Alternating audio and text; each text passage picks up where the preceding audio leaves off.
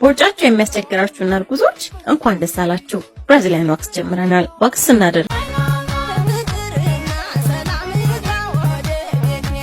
የመራቢያ ክፍል አልቆም ብሎ ተቸግሮሃል። ይኸውልህ ቴምብራን ይዤልህ መጥቻለሁ። እንኳን አልቆም ያለ የሞተንም የመቀስቀስ ኃይል ያለው ነው። ከማር ምን ትላለች እናቴ? አጎል ዊጥዊጥ ያመጣል ዊንጥር ያለችው ነገር የኔ ቆንጆ ባልሽ ቢሰርብሽም ቻዩ ስሜታዊ ሆኖ ነው። ሰባት ቤቱን እስከሚነሳ ነው ማጥራግራግ ያለብሽ። አዎ አጥንቱ ድረስ እስከሚሰማው ምን ያበሻውን እኮ በአመት 2 ቡትቶ እየገዛ ሚስት እንደዚህ ለጠብቀኝ ፎብ ለጠብቀኝ ራስዋን ተጠብቀኝ እንደዚህ ወጥቷት ተሰራ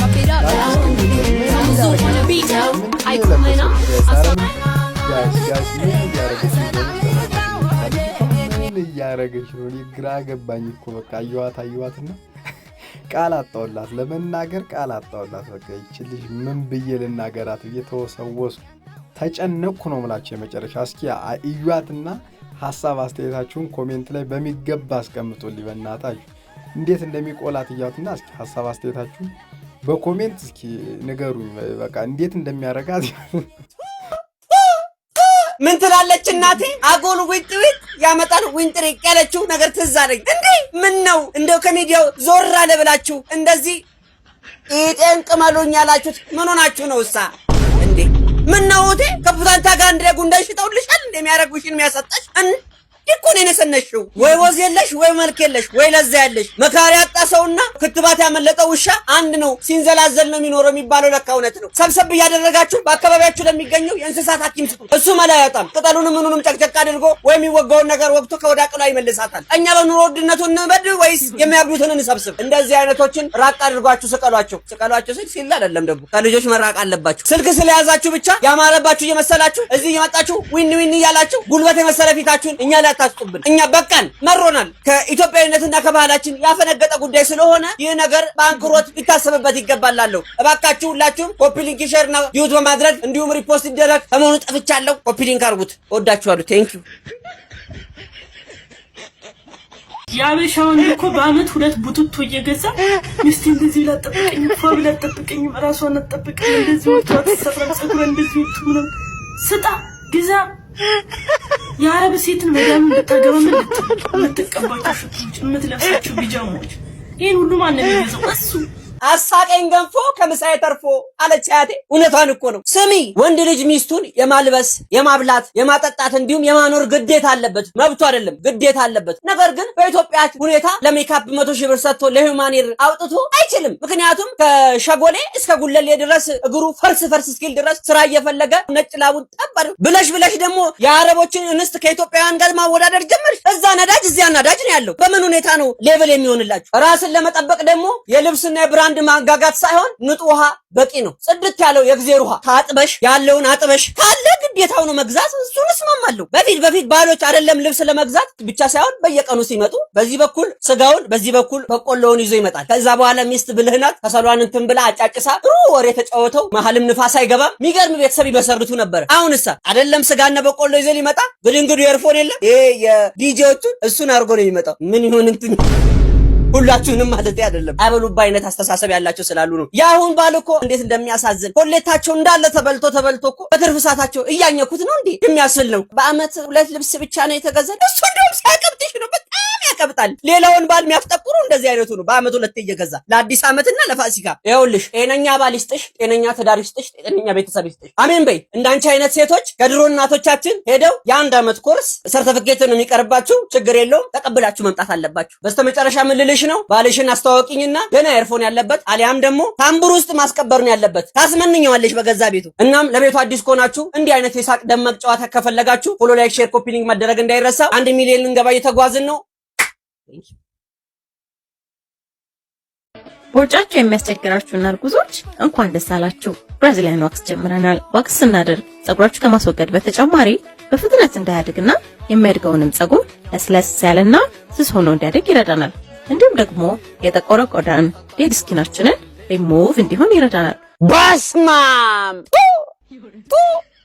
አጣጣችሁ አወራው አራትን እንዳይለው ሰሞኑን ደግሞ በዚህ ነገር ላይ ተነስታችሁበታል። ኧረ እባካችሁ ምን አጠፋ ይሄ ምስኪን? አሁን የማይቀራችሁ እኮ ዘንባባ አምጥታችሁ መትከል ነው። ቀልዴን ነው። ከዚህ ቀደም ውጪዎች አድርገውት እንደ ሀገራችን እንዳይገባ ስል ነበረ። ጭራሽ ኢትዮጵያ ውስጥ ማመጣችሁት። አሁን ፓውደር አበታተንሽን ለሚያይ ሰው እኮ እሙሙ ለመላጨት ሳይሆን ለእዝን የሚሄደው ክችን አድርገሽ የምትሰሪ ነው የምትመስዪው። ሴትዮ የሚለዋል እኮ ነው ባሽሙርኛ ለመንካት ፈልገሽ ነው። አሁን የቀረሽ ቁንዶ በርበሬ እና የተወሰነ ቁንዶ በርበሬ እሙሙ ላይ። ኧረ ከባድ ነው ይሄ ነገር። አንድ ነገር ይሁንና ሰላማዊም ብጥብጣዊም ሰልፍ ነው የምንወጣው። ተናግሬያለሁ። ስሚኝ፣ እኔ ንብረትነቱ የልጅቷ ቢሆንም የሊብሬ ባለቤት እኮ ሌላ ሰው ነው። በኋላ ሌላ ነገር ውስጥ እንዳትገቢ። ባይሆን በተን ይደረጋል እንጂ አሁንማ ባካፋው እንዲቀርሽ አንደበት የለውም እንጂ ለዚህ ነው የፈጠርከኝ ማለት አይቀርም። ለማያውቀው ሰው እኮ እሙሙ አጥንተሽ ሳይሆን የያዘ ድስት ቂጥ አስለቅቀሽ እኮ ነው የሚመስለው። ኧረ ተይ እባክሽ። ጭራሽ አደባባይ ለክኖር እንዴት አፍጥ ነው ደግሞ ከወጥ እንደሰራ ሰው አምጥተሽ የምታሳየኝ? እንድንቀምሰው ነው ምንድን ነው የሚመስለው? ኧረ እባካችሁ ኮሜንት ሊሆን ነገር በሉኝ። እኔ ተጨነቅኩባችሁ። ምን ነው ነውር አይደለም እንዴ? ይሄማ ባህላችንም አይደለም። እኔ ልክ ላልሆን እችላለሁ፣ ግን ይህ ነገር በጋድ ባይወጣ ባይልኝ። ለማንኛውም እኔ ማበዴንም እነሱ መስራታቸውን አያቆሙም። ለቤቱ አዲስ ከሆናችሁ ፎሎ፣ ላይክ፣ ሼር እና ኮፒ ሊንክ መደረጉ እንዳይረሳ። ቴንኪው ወገንታትና ህዝበታት እንግዲህ የተለበሰውን ልብስ እያያችሁት ነው። ዘቤስ ዲዛይነር ኢን ኢትዮጵያ ለማለት ዘቤስ ዲዛይነር ኢን ኢትዮጵያ ለማለት በኢትዮጵያ ምርጧ ዲዛይነር እንግዲህ እዩዋት እንግዲህ የሚያረጋት ቦንዳ ልብስ በሞላበት ሀገር ምን ነው እንደዚህ እንደ ጠንቋይ ቤት አረቄ ተጠቅልለሽ እንዲህ በጋዜጣ መጣሽ? እንዲህ በሙድ እንደ ኑሮ ውድነቱን ላሸቀበሮ ለማለት ካልሞከርሽ በስተቀር ቃንጫ የኛ እጡ የኛ ኮባው የኛ እንደምንም አድርገሽ መልበስ ነው እንጂ በአዲስ ዘመንና በሪፖርተር እንደ አረቄ ተጠቅልለሽ ትመጫለሽ። አፍንጫሽ ላይ ደግሞ ምንድነው ያሰርሽ? ፊጋበሬ ይመስል። አረ እቺ ልጅ ለምታውቋት ሰዎች እንደው መለስ አድርጓት። እያየነ ዘመናዊ ብድ እየሆነች ነው። ምንድነው አፍንጫሽና ጆሮሽን ተበስተሽ? በዚህ ሁኔታሽማ አንድ ሌላ ቦታ ብትበሺ ወይ ዋሽንት ቶኛታለሽ ወይ ደግሞ ፓስታ ማጥለያ ነው የምትሆኚ። ይሄ ስታይልሽ ነው ማበድ ይችላል። ከዚህ ቀደም ቄጤማ ለብሰሽ መጣሽ፣ ዝም አልኩኝ። እንደገና 6 ሱሪ ለብሰሽ 6 ሙሙ ነው ወይ ያለሽ ብዬ ባሽሙር ነካክ ሞከርኩኝ፣ ዝም አልሽ። አሁን ደግሞ ከለበሽው ጋዜጣ 3-4ቱን ገለጥ አድርጌ ሳናት ምን ታየኝ? እናንተ ታምብያችሁ ኮሜንት ላይ ጻፉልኝ። ከዚህ በላይ እንዳልቀደድ በሁለቱም ወገን ጾም ሆነብኝ ስለሆነ አንደበቱ ተይዞ ስለሆነ ነው። በቀጣይ ቪዲዮችን እንመጣላችኋለን። ለቤት አዲስ ከሆናችሁ ፎሎ፣ ላይክ፣ ሼር እና ኮፒ ሊንክ መደረግ እንዳይረሳ። አካውንቱ ተመቷል። እወዳችኋለሁ። ቴንክ ዩ የኔ ቆንጆ ባልሽ ቢሰድብሽም ቻዩ ስሜታዊ ሆኖ ነው። 7 ቤቱን እስከሚነሳ ነው ማጥራግራግ ያለብሽ። አዎ አጥንቱ ድረስ እስከሚሰማው ምንም ዝም ማለት የለብሽም። ያው ቢመታሽም እንትን ሆኖ ነው አሳልፊ። አንቺ አይንሽ ጠፍቶ ነው የምታሳልፊው። አፐርከት ለወርከት ያቡ ማርሻል አርት ምናምን እግዚአብሔር እንዲህ ዝም ያላችሁት ነው ነገ እያደገ የሚሄደው። ያረገሽን እጥፉን መመለስ ብታጪ በዘነዘና ለሁለት አናቱን ከፍለሽ እጅሽን ለምትሰጪው አካል ስጪ።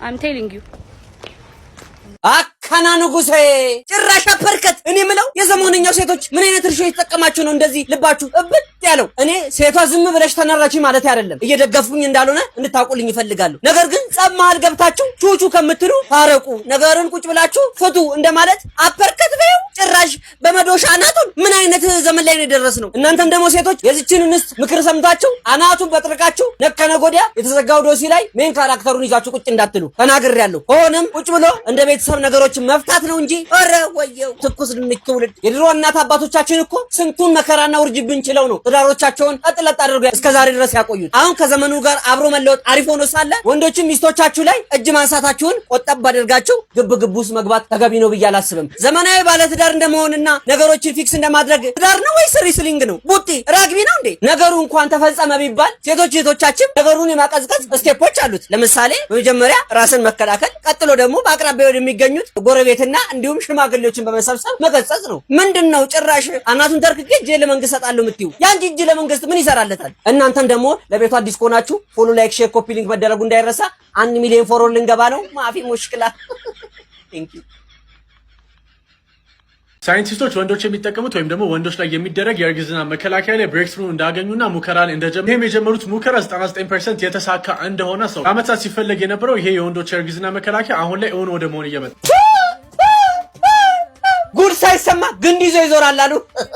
ጭራሽ ለወንድ ልጅም ፖስት ፒል እንደ ቀልድ ከሁሉ ነገር ተለማመድ ነው። አረ ከፈጣሪ ጋር እንጋጭ። ዛሬ እንደዚህ ዝም ካልናቸው ነገ ከነገ ወዲያ መንዝ ፍላወር እነሱም ይዩ ተብለን እንከፋፈላለን። የምሬን ነው የምላችሁ። በዚህ ወር እኔ ቀጣይ ወር ሚስቴ አረ ወይቢ አረ ጸሎት አድርጉ። በእርግጠኝነት ኢትዮጵያዊ ወንዶች ይሄን ነገር አትዳፈሯትም። ፖስት ፒል በራሱ አብዛኛው ኢትዮጵያውያን መጠቀማቸው ተነግሮ ብሎ በመውጣቱ ተገርመን ሳንጨርስ ጭራሽ ለወንድ ልጅ መጣ። ከዚህ በፊት ስንዴውን እርዳታ ብለው ተዘርቶ እንዳይበቅል እንዳይረባ አበላሽተው ላኩልን። እንደገና ደግሞ ጥሩ ለምርት ዘር ተብሎ ማዳበሪያ ሰጥተው የለዋውን መሬታችንን አፈርድም ያበሉት አሁን ደግሞ ጭራሽ እኛንም ሊያኮላችሁ ነው። ወገን ንጋ ያገሬ ወጣት ዝም አትበል በል። ወጣት ብቻ ነው ግን የሚያደርገው ያለው ማን ነው? እኔ አሁን የተረዳሁት የውጭ ሳይንቲስቶች እንዲሁ ሳንራባ ብዙ ተባዙ ምድሪቷን ሙላት የሚለውን የመጽሐፍ ቅዱስን ቃል እንዳልተከበረውና ተስማን እንድንቀር ከምድረ ገጽ እንድንጠፋ ነው ፍላጎታቸው። ለቤቱ አዲስ ከሆናችሁ ፎሎ፣ ላይክ፣ ሼር እና ኮፒ ሊንክ መደረጉ እንዳይረሳ። ወደ 1 ሚሊዮን ጉዞ። ቴንክ ዩ። የአንድ መቃብር ዋጋ 170 ሺህ ብር እንደገባ ሰምታችኋል። የፉካ ዋጋ ማለት ነው 170 ሺህ ብር። ያው 2 ሜትር በ60 ወር በ70 ሳንቲም የምትሆን ቦታ ማለት ነው። ለዛውም ለ7 ዓመት ነው። ከዛ በኋላ ያው መውሰጃ ይፈለጋል እና ዘንድሮ ያው መኖሩ ብቻ አይደለም መሄዱም ከብዷል። መትነን ሳይሻል አይቀርም አለኝ አንዱና አታምጣ ስለው አምጥቶ ቆለለው። ይሄ እኮ ነው አሟሟቴን አሳምርልኝ ብለን የምንጸልየው። መጨረሻችን ይሄ ሆነ። አይን ዓለም ጉድሽን አልሰማሽ። 170 ሺህ ብር ለዛውም ለ7 ዓመት ብቻ። ከዛ በኋላ ኤክስፓየር ያደርጋለሁ። ከ7 ዓመት በኋላ አጥሚ ምን ልታደርጉት ነው? ለቤተሰቤ ተሙ የሚባል ቅድሚያት ነበራችሁ ብላችሁ ልትመልሱላቸው ነው? ልጎበኝ እኔም አድዬ ትዝ ይለኛል። እንደውም አንድ ወዳጄ እዚህ ሶሻል ሚዲያ ላይ ያየሁት ምን ሲል ሰማሁት? እኛ ኢትዮጵያን ስንኖር በ10 ብር መድኃኒት መግዣ ያልሰጠን ስንሞት የ10 ሺህ ብር አበባ አምጥቶ ጉንጉን ያስቀምጥልናል። እውነት እኮ ነው። ወይ አኗኗራችን አላማረ ወይ አሟሟታችን አላማረ ወይ ሆነ የኛ ነገር። በቁም ሳለን ሳንስማማ እንዲሁ እንደተባላን እዛም ገብተን እንደተበላን 170 ሺህ ብር ማለት ነው እንደተላሰን 170 ሺህ ብር ከምታወጡልኝ በቁሜ የሆነ ነገር አድርጉልኝ። ከፋም ለማም ገንዘብ ባሰጡኝ ይሄን ፔጅ ፎሎ አድርጉት። 1 ሚሊዮን እናስገባው። ዩቲዩብ ቻናልም አለን ተሙ ንጉስ የሚል ገብታችሁ ሰብስክራይብ አድርጉ። ለኔ እንደውም 170 ሺህ እንደሰጣችሁኝ ነው የምቆጥረው። እቺን ብቻ ፌቨር ስሩልኝ። ፈጣሪ ደጉን ዘመን ያምጣልን። እናት አባቶችም ጸሎት ማድረጋችሁን አዘንጉ። መኖራችን ተውት፣ መሞታችን ራሱ እያጠራጠረኝ ነው። ማን አባህ ሞት አለ ተብለን መጠየቃችን አይቀርም። ከሞትኩ በኋላ እንደው 170 ሺህ ብር የሚወጣልኝ እኔ ምን ያደርግልኛል? ኦልሞስት አይ ማይነስ ከዚህ ማህበረሰብ መዘጋጃ ሰውጥቶ ቢቀብረኝ የትም ቢጥለኝስ? በቁም ሳለ ነው መተዛዘብና መተዛዘን። በዚህ አካሄዳችን ከሄድን የእንዶችን የቀብር ስነ ስርዓት መጠቀማችን አይቀርም። የእንጨት ደራርበው ይለኩሱብሃል። አመድህን ሆነሽ ነገር ይደረግና ለቤተሰብ ይሰጣል። ከዛስ በእናል ይባላል። ለማንኛውም ለቤቱ አዲስ ከሆናችሁ ፎሎ፣ ላይክ እና ሼር መደረግ እንዳይረሳ። እወዳችኋለሁ። ቴንክ ዩ። የመራቢያ ክፍል አልቆም ብሎ ተቸግሮሃል? ይኸውልህ ቴምብራን ይዤልህ መጥቻለሁ። እንኳን አልቆም ያለ የሞተንም የመቀስቀስ ኃይል ያለው ነው። ከማር ከቀረፋና ከቡና የተሰራ ሲሆን ምንም አይነት የጎንዮሽ ጉዳት የለውም። ይህንን አንድ ፍሬ ተጠቅመህ ለ48 ሰዓት ያክል ድረስ አንተን የሚችልህ የለም። ነጋወይ ለሌቱ ወይ ነጋወይ ለሌቱ። አረ ወይኔ ስንቱ እንደው መታመጣብን ፈጣሪ ወይ። እኛ እኮ አልቆም ያለን የዚህ ሀገር የኑሮ ውድነት እንጂ ምናምን ነገሮች አይደሉም። እስቲ የኢኮኖሚውን ግሽበት አርገሽ የሚያቆም ነገር እንደው አምጪልኝ እባክሽ። ሴትዮ ስልቻ እንኳን የሚቆመው በእህል እኮ ነው። በደንብ ከተበላ እኮ ይቆማል። የሰው ልጅ እኮ ከበላ ዲሞፍተር በይው በተጠንቀቅ። ያ የአሜሪካ ሐውልት አለ አይደለ? እንዲህ ብሎ ይቆመው በቃ እሱ ነው የሚሆነው። የሰው ልጅ ከበላ አይደለም ምናምኑ ሰውነቱን ቀጥ ብሎ ይቆምልሻል። ባይሆን በደፋካጃችሁ ኑሮ ውድነትን፣ ረሃቡን፣ ጦርነቱን፣ እርስ በርስ መባላቱን፣ የዘይትን ዋጋ ከ300 ብር ሳናስበው ብሎ 1600 የገባበትን ብታቆሚልኝ እባካችሁ። እንደው 5 ኮንቲነር ፈልጋለሁ። 48 ሰዓት ለጌሾ ቪዲዮ ብያቸው ነው የወረዱት።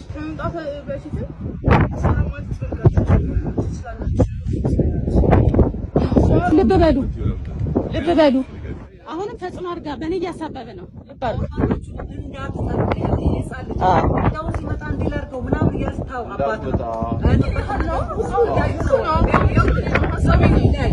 የሰጡኝ መክት ይሄው ነው። እኔ ተጽዕኖ አላደረኩም። የራሳቸው ፍላጎትና መብት ነው። የኛ ሀሳብ ነው። እናንተ ተዘኖሩ ስማት ለቤቱ እናንተ አያገባችሁ። ይሄው 97 ነበርክ እንዴ? አንተ 97 ነበር? አቋማቸውን መጫን ማስገደድ አልችልም። ቤቱን አሸጠ። ይሄው እየተናገረ የምን ተጽዕኖ? ቤቱን አሸጥክ። ለምን ቤቱን ላሸጥከው? እስካሁን ድረስ እናት እያሰደብካት ነው። ምንም መናገር እንችላለን። ሄደን መናገር እንችላለን። የሳምሶን ታደሰ ቤቢ እና የዳግማዊት ቤተሰብ ቪዲዮ በቲክቶክ ላይ ተለቆ የተለያዩ ሐሳቦች እየተሰነዘሩበት ይገኛል። ቪዲዮውን በጣም ቲክቶክ ላይ እየተንሸራሸረ ይገኛል። በዚህም ልጆቹ አባታቸው ላይ ተናደው ሴፉ ላይ ቀርበ የእናቴን ስም እያጠፋ ነው፣ ያለ ስሟ ስም እየሰጣት ነው ሲሉ ይደመጣሉ። አንደኛውም ልጅ ብትወደን ኖሮ ቤቱን አትሸጥም ስትል ትደመጣለች። ሙሉም ቪዲዮ እኔ ተጽዕኖ አላደረኩም። የራሳቸው ፍላጎትና መብት ነው። የኛ ሀሳብ ነው። ስማት ስለቤቱ እናንተ አያገባችሁ። ፍርድ ቤት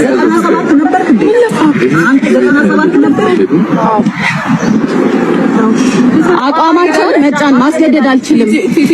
ማስገደድ አልችልም። ቤቱን አሸጥ ለምን ቤቱን አሸጥከው? መናገር እንችላለን። ሄደን ቤት አሸጠ ምናምን ስሟን አጠፋ።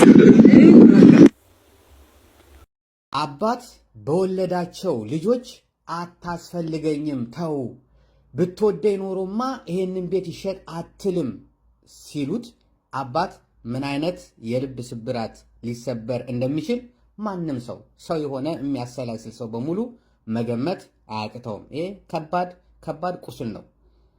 እናትም አያት ማለት ነች። ለልጇ ጥራ ላቧን ጠብ አድርጋ የሰራችውን ቤት ልጄ ሆይ አሁን ትዳር ይዘሻል፣ ይሄው ከልጆችሽ ጋር ከባልሽ ጋር ኑሪበት ብላ ለልጇ የሰጠቻትን ቤት ባል መጥቶ ይሄን ቤት መካፈል አለብኝ ቤቱ የኔ ነው ብሎ ሲከራከርም